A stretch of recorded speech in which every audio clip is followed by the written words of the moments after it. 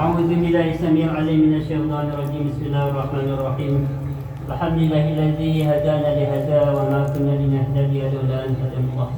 والصلاة والسلام على سيدنا محمد نور الهداية وعلى آله وصحبه نجوم الرشاد. رب اشرح لي صدري ويسر لي أمري واحلل عقدة من لساني يفقهوا قولي. رضيت بالله ربا وبالإسلام دينا وبمحمد نبيا ورسولا وبالقرآن إماما وحكما. رب زدنا علما وارزقنا فهما. أما بعد فأقول حضرة المحترمين والمكرمين والعليم والسفوف, semua yang saya hormati dan saya muliakan, wabil khusus kepada pimpinan Majelis Taklim Samsi Sumus, beliau Bapak Ustaz Mabrur yang saya cintai dan saya hormati serta saya muliakan.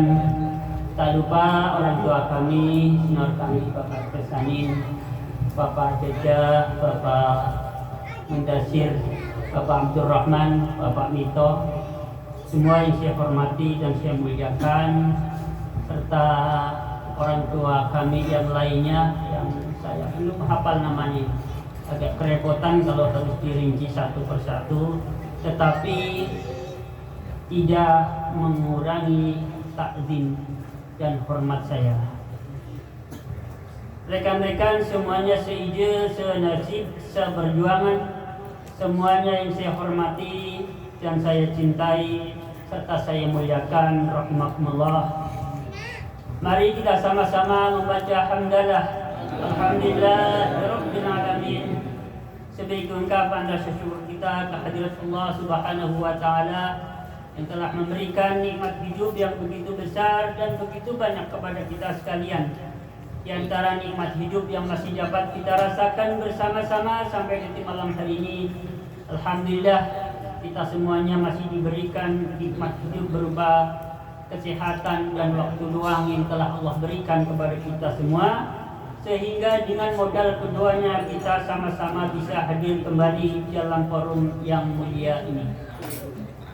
Begitu pentingnya kesehatan sampai Abdullah Al-Mazani dia berkata, "Man kana musliman wa badanu fi afiyatin faqad istama alaihi sayyidu na'imid dunya wa sayyidu na'imil akhirah li'anna sayyida na'imid dunya wal afiyah wa sayyida na'imil akhirah wal Islam." Kata beliau, barang siapa beragama Islam, seorang muslim yang badannya sehat, maka sungguh telah terkumpul atasnya dua kenikmatan terbesar sekaligus, dunia dan akhirat. Dunia dan akhirat, dua kenikmatan terbesar, dunia dan akhirat sekaligus sudah sama-sama dimiliki. Alasannya mengapa? Karena kesehatan merupakan puncak kenikmatan dunia. Jadi kenikmatan dunia yang tertinggi adalah sehat. Kemudian kenikmatan akhirat yang tertinggi adalah Islam. Saya pastikan semua yang hadir di sini, pertama sehat, yang kedua seorang muslim. Itu artinya kita sama-sama telah mendapatkan dua kenikmatan terbesar sekaligus, dunia dan akhirat.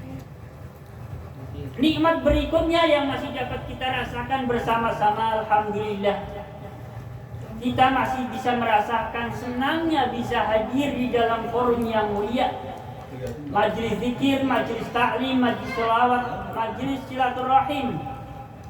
Senang tidak bisa hadir di dalam forum yang mulia seperti ini? Senang tidak? Senang.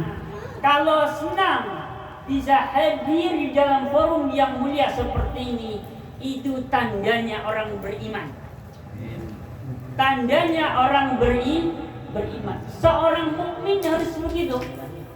Sebab Nabi bersabda, "Man sarrathu hasanatuhu wa hasunat." Sebentar, saya rupanya. Saya baca, harus baca. Man sarrahu hasanatuhu wa sa'athu sayyi'atuhu fahuwa mu'min. Kata Nabi, barang siapa yang senang, gembira dengan kebaikan yang ia lakukan dan dia merasa bersedih dengan keburukan yang ia kerjakan, maka itulah seorang mukmin. Jadi seorang mukmin adalah seseorang yang ketika bisa mengerjakan ketaatan hatinya senang, ketika mengerjakan sebuah keburukan hatinya merasa resah. Jadi ya sekali-kali absen bolos harus sedih. Ya, jangan sampai bolos kok bangga. Itu zaman sekolah ya. Bolos bangga. Kalau urusan ibadah, urusan ketaatan, sekali-kali absen harus sedih. Sebab Sayyid Ahmad bin Athaillah, seorang wali terkemuka, ya, penyusun kitab Hikam, dia berkata, min alamati mautil qalbi adamul husni ala ma fataka minal muwafiqati wa tarkun nadami ala ma fa'altahu min wujudi zalal. Kata beliau, sebagian dari tanda matinya hati seorang murid adalah tidak adanya kesedihan, tidak ada rasa susah ketika meninggalkan suatu ketaatan yang biasa dia lakukan. Belas nggak punya rasa sedih, belas nggak ngerasa kehilangan sama sekali. Biasa saja. Itu tanda orang hatinya biasa mengerjakan ketaatan, absen kok nggak ada kesedihan, nggak ada rasa kehilangan. Itu tanda hatinya mati. Yang kedua, tidak adanya rasa penyesalan ketika mengerjakan kemaksiatan. Mengerjakan kemaksiatan bangga, ya. Mabuk bangga, wah gue ini 3 botol habis. Nah, misalkan ini namanya orang hatinya Saudaraku rahimakumullah, semua yang saya hormati dan saya muliakan. Salawat serta salam semoga terhaturkan kepada baginda Nabi Muhammad sallallahu alaihi wasallam. Mari kita sama-sama lanjutkan pengajian kita dalam solusi.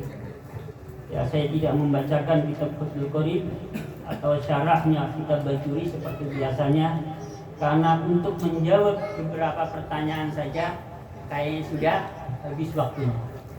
Pertanyaan yang pertama datangnya dari Mas Tolha. Waktu itu pertanyaannya begini kurang lebih. Bagaimana kalau kita sholat berjamaah? Posisi kita sebagai makmum. Saat kita sedang ruku, tolong diingat-ingat. Kita sebagai makmum, saat kita sedang ruku bareng sama imam, kita ragu apakah tadi saat kita berdiri membaca Fatihah atau tidak. Padahal posisi kita sebagai makmum. Kalau kita sebagai munfarid, kalau kita sebagai imam, saat sedang ruku kok ragu tadi membaca Fatihah atau tidak, maka kita segera bangkit berdiri kembali untuk membaca Fatihah. Tetapi masalahnya di sini posisi kita sebagai makmum. Saya bacakan. Keterangannya ada di dalam kitab, namanya kitab Fathul Mu'in. Saya baca begini. Bismillahirrahmanirrahim. Wa in raka'a al-ma'mumu ma'al imami fasyakka hal qara'a al-fatihata aw tadzakkara annahu lam yaqra'ha lam yajuz lahu al-'audu ila al-qiyami wa tadaraka ba'da salamil imami rokmatan. Fa in nada 'aliman 'amidan batalas salatu wa illa fala. Begini artinya. Apabila seorang makmum ruku bersama imam, lalu ketika sedang ruku dia ragu apakah sudah membaca Fatihah atau belum? Ragu. Atau ingat? Kalau ingat berarti sudah tidak ragu lagi. Berarti yakin. Yakin apa? Yakin tadi tidak membaca Fatihah. Ragu atau yakin tadi tidak membaca Fatihah, posisi kita sebagai makmum sedang ruku. Apa yang harus kita kerjakan sebagai makmum? Di sini lam yajuz lahu al-audu ilal qiyami, sebagai makmum tidak boleh berdiri kembali untuk membaca Fatihah. Alasannya apa? Ilmu tabangah, karena kita sebagai makmum harus mengikuti imam. Jelas ya? Harus mengikuti imam. Terus ada kelanjutannya. Watadaroka ba'da salamil imami roknatan, dan menyusuli atau menambah satu rakaat setelah imamnya salam. Jelas masalah. Jadi kalau satu hari kita sebagai makmum saat rukuk kok ragu apa tadi membaca Fatihah atau tidak kita, atau memang yakin tadi kelupaan tidak membaca Fatihah, maka nanti setelah imam salam kita menambah satu rakaat karena tidak dianggap tadi. Ya, jelas ya Pak Jaja ya?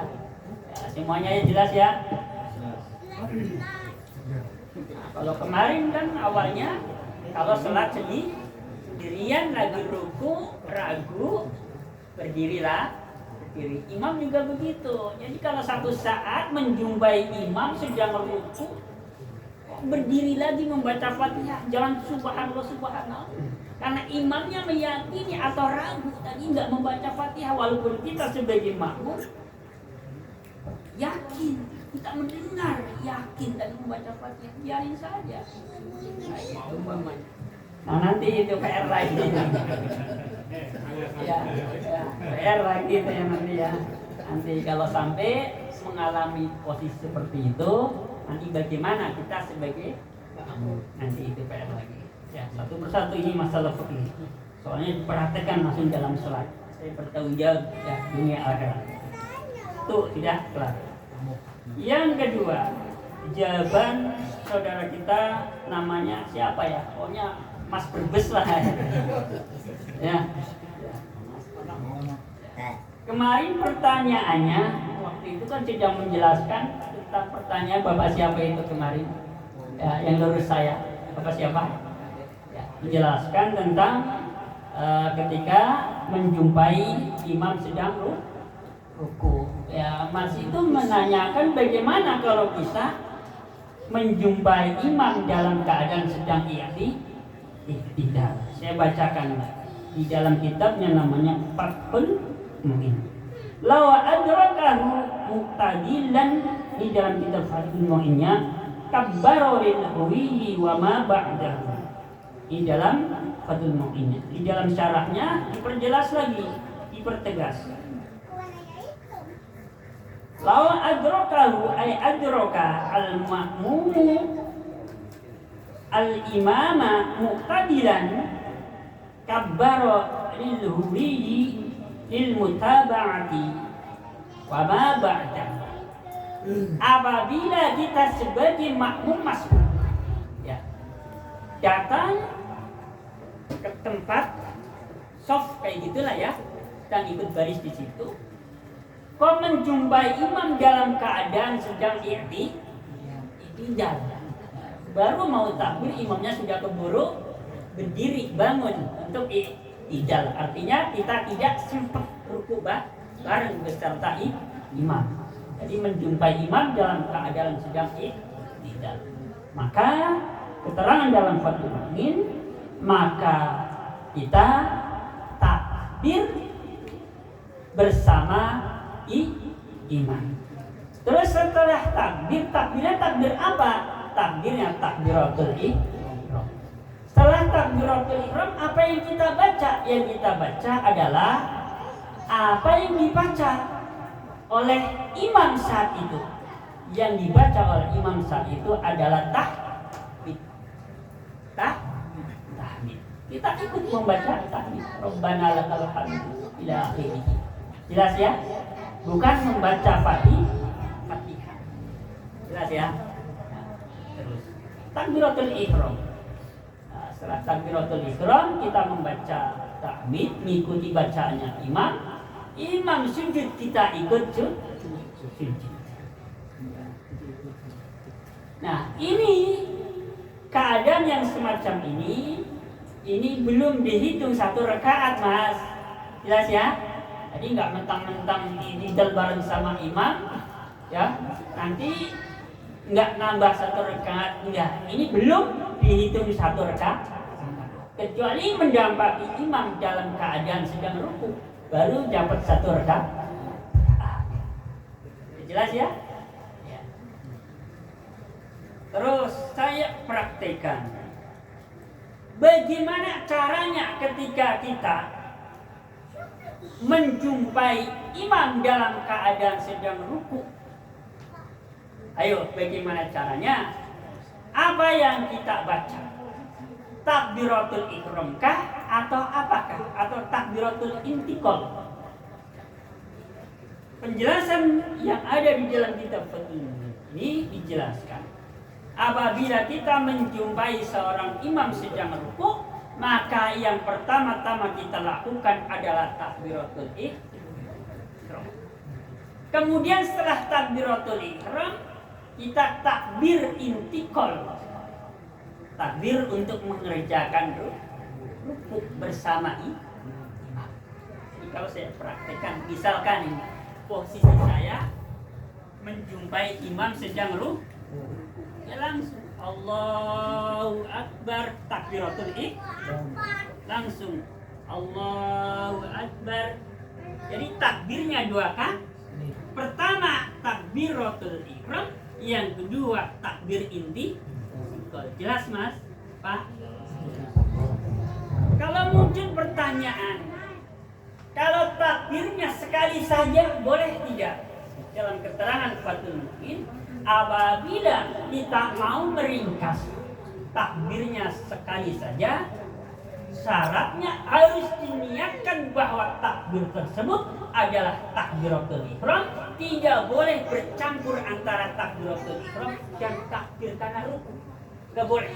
Jadi mutlak takbirnya karena takbiratul ihram. Misalkan Allahu Akbar, ya langsung. Nggak takbir lagi, nggak apa-apa. Ya. Asalkan takbirnya ini kita niatkan mutlak murni takbiratul ihram, tidak boleh dicampur ya takbiratul ihram ya takbir intikal umpamanya. Itu yang nggak sah. Jelas ya? Jadi umpama menjumpai orang ya yang model takbirnya dua kali ya sah, takbirnya sekali juga sah. Penjelasannya ada di dalam kitab itu. Kemudian apabila tidak diniatkan takbiratul ihram, cuman yang penting takbir sajalah, nggak tahu ini takbir apa, takbir karena ruku juga bukan, takbiratul ihram juga bukan, yang penting takbir ini juga tidak sah. Atau dibalik, tidak diniatkan sebagai takbiratul ihram, tapi niatnya takbir karena ruku juga tidak sah. Yang paling benar kalau takbirnya sekali adalah kita niatkan sebagai takbiratul ihram. Jangan sampai nggak diniatkan apa-apa, yang penting takbir saja lah. Tidak sah. Jelas ya?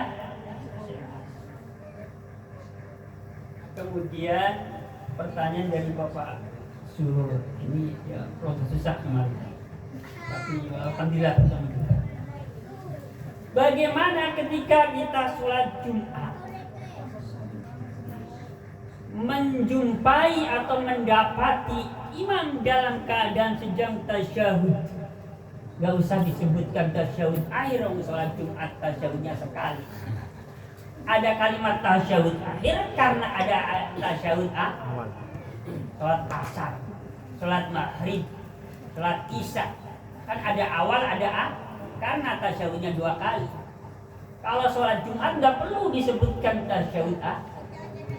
Seorang makmum yang menjumpai imam sholat Jumat dalam keadaan sedang tasyahud, pertanyaan dari Bapak Sur, kita ini niat sholat apa? Jawabannya di dalam kitab Fatwa Ar-Ramli, kitabnya ini saya bawa, adalah kita niatnya tetap niat sholat Jumat, tetapi pelaksanaannya kita niat. Saya ulangi lagi, kita niatnya tetap niat sholat Jumat, tetapi pelaksanaannya kita sholat zuhur 4 rakaat. Rasa bingung-bingung kok kayak gitu. Niatnya sholat Jumat, kok pelaksanaannya sholat zuhur. Bisa bingung-bingung, itu keterangannya begitu yang menjelaskan ulama. Ya jelas ya? Tadi kan soalnya apa? Tadi menjumpai imam dalam keadaan sebagai imam sholat Jumat. Makanya kita niatkan sholat Jumat. Pelaksanaannya berarti nanti kita sholatnya 4 rakaat karena sholatnya sholat zuhur. Tidak jelas? Buat menolak. Ya. Udah nggak bingung lagi ya. Ada imam lagi i'tidal langsung ikut juga udah nggak bingung ya. Ada lagi ya, barangkali materinya sudah, karena pertanyaan dari Bapak Jaja waktu itu saya sedang menjelaskan perihal seorang imam yang tidak meyakini kurang satu rakaat. Apabila kita yakin imamnya kurang 1 rakaat, maka kita sebagai makmum hendaknya mufaroqah dan meneruskan rakaat berikut alias menambahkan. Bagaimana kalau sholat tarawih? Saya baca berkali-kali, kok nggak ada penjelasan sholat tarawih. Saya sebagai santri berpikir begini ya. Di dalam kitab yang saya baca ini, penyusun kitab tidak mencantumkan kata fardu dan juga tidak mencantumkan kata sunnah. Artinya tidak ada penjelasan bahwa ini khusus untuk sholat fardu, kalau sholat sunnah nggak begitu, tidak. Jadi ya saya mengambil kesimpulan ini berarti berlaku untuk sholat fardu ya sholat sunnah. Karena di sini memang tidak mencantumkan ini masalah sholat fardu saja, ya. Nah, kalau sunnah nggak begitu caranya misalkan. Jadi ya sementara ini saya menyimpulkan apabila saya mendapati imam sholat tarawih kurang 1 rakaat ya saya teruskan. Kalau saya yakin kurang 1 rakaat ya saya teruskan. Ya sementara ini. Nah, itu hasil kesimpulan saya dari kitab yang saya baca. Ada lagi tidak? Sudah ya lunas ya. Kang saya lunas. Ada lagi?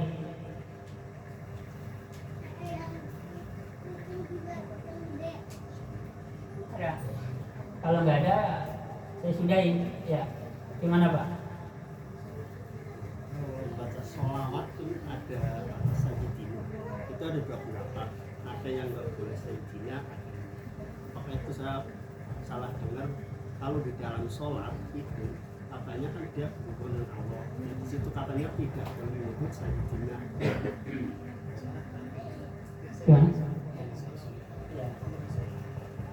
Tidak mencantumkan kalimat sayyidina. Jadi begini, di dalam kitab Bajuri ini penyusun kitab jelas-jelas ketika menjelaskan dan mencatat tentang tasyahud hingga sholawatnya, beliau mencantumkan kata sayyidina. Ya, beliau mencantumkan kata sayyidina di dalam sholat. Ini membaca sholawat Nabi di dalam sholat, karena ini berhubungan dengan tasyahud.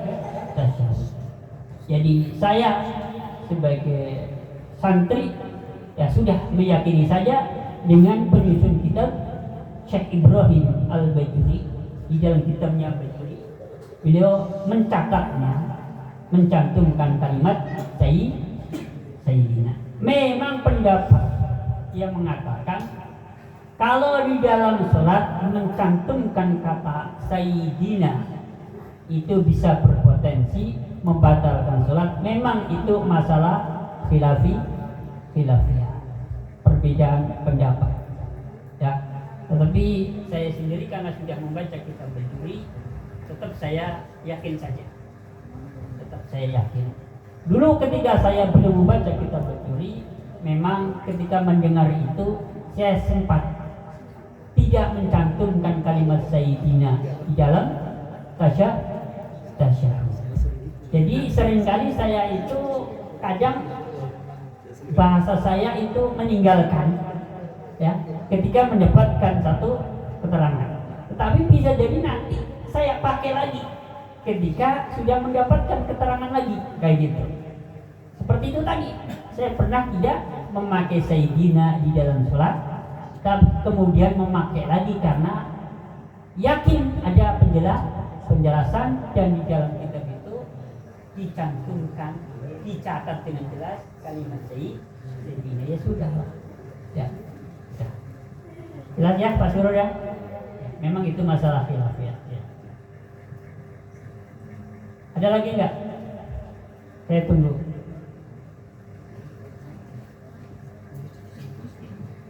Sudah jelas?